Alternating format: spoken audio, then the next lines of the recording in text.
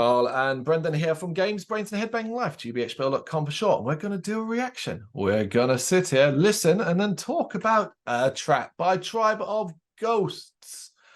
They have a new single. It's called Sunburner, Deny the Right in brackets. This is their new single coming at the same time as they have joined the Dark Mother management roster. And of course, have a slew of dates coming up too. Of course, if you don't know who Tribe of Ghosts are, they're a mesh of industrial, post-metal, synthy, sometimes poppy kind of band. A very unique concoction. They actually played Bloodstock last year for the Metal of the Masses, and they're back again in 2023, being the first band opening the festival on the Thursday, which is a massive, massive achievement for them. Very, very pleased for them. Do you remember we did actually see them at Bloodstock? I do remember. Thoughts? I do remember. Well, right. So first of all, I just want to make sure I'm remembering the right one. God, I don't know. I'm going to look pretty stupid if I say it's the wrong one. But were these a band that at one point, I think you were in the pit for them, and they kind of, like, I can't remember what it was. It was like Firestarter or something like that from the Prodigy. No, that was no. I know you mean that was yeah. No, that wasn't them. Oh, thank God. In that case, yeah. I remember what you're talking about. Who the other one is. That's where I was clashing. I was remembering too, and it was only then when I think when you said at the beginning, like the industrial sort of side of stuff, I was like, oh, it wasn't that one, was it? Because I didn't enjoy them, but it's not them, so yay.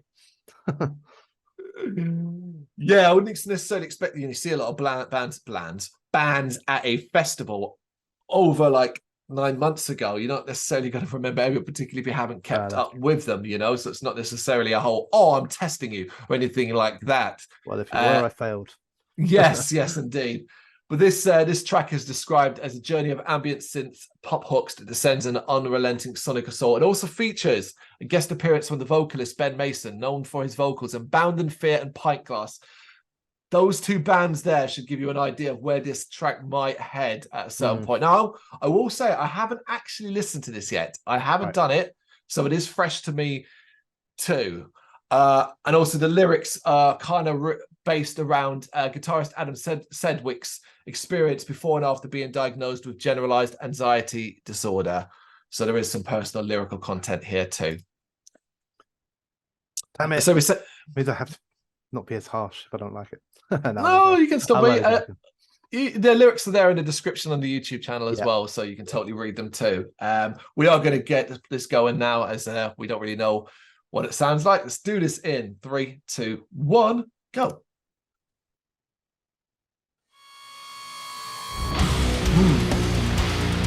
That's nice already.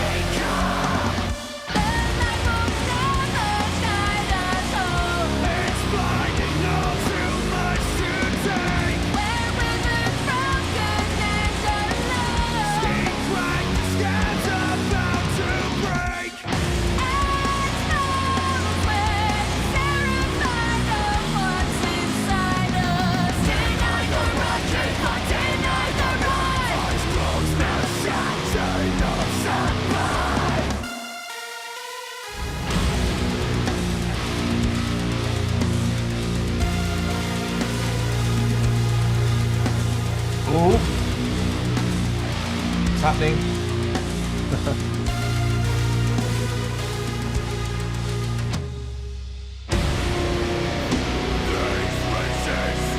Go.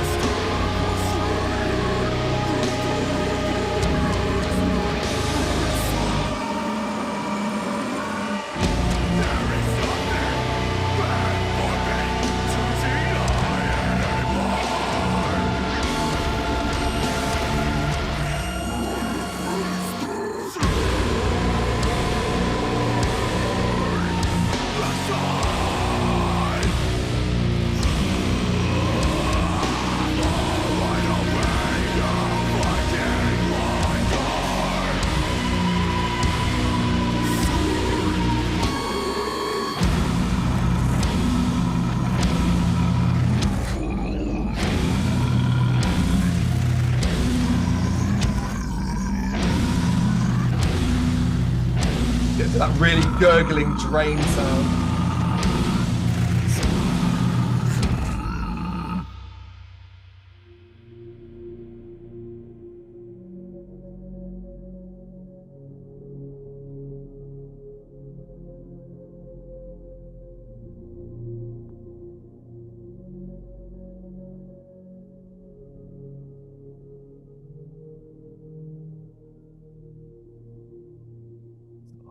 That'd be an outro.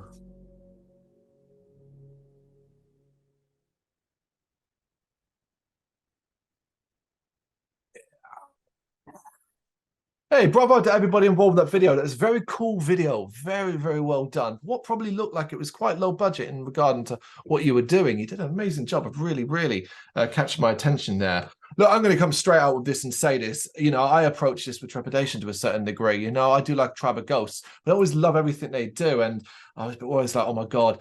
Particularly when it started off, I was like, oh shit, Brendan's going to fucking hate this. I really thought that. I was like, shit, this is not good. I don't want to be slamming this band. They deserve so much credit for the imagination they've got, but I think this is the best thing they've done. I think this might be the best track they have fucking done. This was immense. I love this. There's so much about this. I love the synth. I love the varied vocal styles. I love how they play off each other. I love the difference in their voices and how they do that. I love the riffs. It's so fucking heavy. I love that slowdown and leading into Ben Mason's vocals and how as he goes along, he gets more and more guttural to the point where it sounded like a fucking drain blocked up, gurgling into trying to plunge it out, that kind of thing. Even the ambient outro was immense, but my God, the vocals are so good from everybody involved in that. Oh my God, that is good. I thought that was fucking brilliant. What did you think? I got to follow that now, isn't it? Well, you just, if you turn around and say, shit, it's a difference of opinion. All right. But firstly, I didn't think it was shit. Did we interview them last year? Did we interview them? I cannot remember. We talked to Adam a few times. We might have done. No, I think we did, you know. Apologies for not remembering this. We did a lot of interviews. Yeah. I just remember talking a lot to Adam. He was a lovely man. He went out of his way to get me a t-shirt because I couldn't buy one in my size. That's right, yeah. And he's a total dude, and he's just a lovely human being. Yeah. He's not that lovely, though. He didn't care about the cameraman, did he? Got you a t-shirt, mate. I was standing there. I was like, "With my t-shirt, bro." Nah, but no, it was only because I kind of felt like I recognized them, but I couldn't figure out like if I was from watching them play or because we'd interviewed them, like that sort of thing. So it was, as soon as I saw the pictures of them, I was like, "Oh, I remember these." I can confirm we did. I've just checked.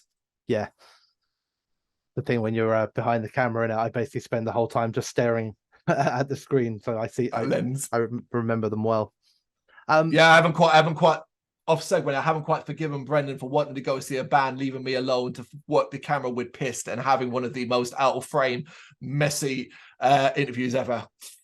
Fucking Ghost of Atlantis, bro. I know, it was still fun. It's a famous interview now on our channel. Thought you're scheduling out, innit? No. Yeah. So look, firstly, it wasn't what I was expecting. When it sort of started off and went into that kind of ethereal, sort of dreamy kind of tones. A little bit. I don't think I was expecting. I don't know what I was expecting, but I wasn't expecting that. When it first kind of kicked in, and obviously the electronic sort of line comes in, Yeah. you know, my instant reaction to that is worry. Yep. But it's not because I don't like synth or electronic.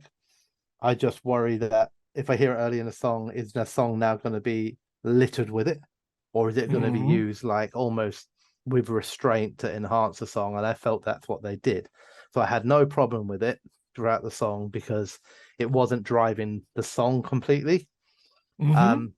I thought the video was very, very good. Helped me a little bit probably with what you said at the beginning when you were talking about the anxiety side of things, because that kind of helped. You know what I'm like, man. Reading the lyrics, watching the video, trying to interpret and read into things, because I like to do that. Even if I Yep. often end up at the wrong conclusion, I still have fun trying to find a conclusion. So Yeah, it's an aspect of your I personality. Yeah. quite enjoyed the idea of the spotlight shining on them, and that, you know, that all eyes kind of on, and that possibly being a driving factor behind the anxiety. I thought that was very clever. I also enjoyed the video as it went on, and it kind of moved to sort of scratching and faded pictures of them, and did the same in the outro. So I thought they did a very, very good job there, assuming that's what they were going for in portraying those feelings of anxiety and almost like shying away from the spotlight as such, or being in it. So I enjoyed the vocals. I quite liked. I'm just sorry, I've stopped it with the people's names in it so I don't get named wrong, but I'm assuming it's Adam Sedgwick on guitar and backing vocals. I thought he had a very strong voice. I quite enjoyed it. I did chuckle to myself at one point, completely unfairly, so I'm going to say what I thought in my head, but understand it's done through jest rather than anything else. And there's a part in the song that leads up to the chorus each time where she sings, and then he in a clean line, and Adam comes in with a heavier line after it, and I laughed and thought, oh, it's like Evanescence.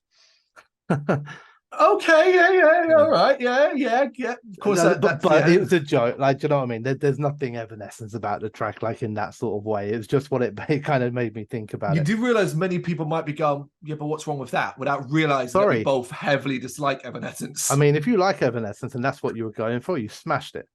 If you don't like Evanescence and that wasn't what you're going for, that's okay, because I was joking. Hopefully that gets me out of it. There's a lot happening in the song musically. There's quite a few sort of like transitions, and obviously the biggest one comes at the end, with what's his Ben Mason? Ben Mason coming in, who's got a very, very strong voice, very, very powerful voice. I could do without the gurgly guttural stuff at the end. It doesn't impact too heavily on the song, as in like it doesn't take a lot of enjoyment out of it. But it's not my favorite thing in the world to listen to. It never has been. It never will be. But he had a super strong, powerful voice, loads of range, loads of different tones and all that sort of stuff. So a real asset at the end of that track, which added another element to it. So look, I mean, all in all, I thoroughly enjoyed it. I think it's probably going to be something I enjoy even more now, that if I listen to it again now, I'm not going in with that element of surprise almost, because I do think that impacted on me a little bit. Not in the enjoyment of it, because I really enjoyed it, but I was like, oh, I wasn't expecting that. Oh, I wasn't expecting that. So, and also because I was trying to read the lyrics, I found myself quickly trying to flick up, flick down, read forward a bit, flick back up, because I didn't really want to not see the video either. So, you know, I will definitely listen to that song again, and I've got a feeling, as much as I enjoyed it the first time round, I think this song would be one that would grow more like stronger feelings towards. You know, you start picking out more things and layers, and I think so. Yeah, so I think I'd commend them on that. I think it's an exciting song, right? In that like it's not madly like variety, as in like it's they've gone absolutely crazy and done all this mental stuff here, but there's like a lot in it. Like it flows really nicely. There's surprises in it, you know, it kind of builds up and up and up and then drops down to her vocals. And I think that's like, they're nice little clever tricks and stuff in there that kind of keep you engaged all the way through. There isn't a moment in the song, is there, where it runs for a minute or so and you go, okay, this is like just like the first verse again. Or, you know what I mean? It feels like it constantly kind of builds and builds and builds and builds. And then that like kind of outro just sort of settles everything back down again then at the end of it. So Yeah, I'm very impressed. Very impressed. I really enjoyed it. I'm gonna listen to it a lot more, I think. Yeah, for sure. That's a early morning one and driving for me. I hope they play at Bloodstock. I think I'll be fascinated to hear this in a live environment more than anything else. I do apologize, folks. If you can hear that in the background right now, that'll be one of my cats deciding to play one of his toys. I'm gonna go grab it from him in a moment and just wrap this video up by saying that was, of course, Tribe of Ghosts. What do you think? Got any thoughts on it? You know what to do. Let us know in the comments. Thank you very much for watching. If you liked what you saw, please help us out by giving us a thumbs up and hitting that subscribe button. If you really liked what you saw, consider donating to keep the website and channel running by buying us a coffee via our coffee page or picking up some merch from our Big Cartel store. You can check us out on gbhbl.com as well as via our social media, Facebook, Instagram and Twitter, as well as listen to our interviews via SoundCloud, Apple Music and Spotify. Just search for GBHBL. Games, horror and heavy metal. What else is life for?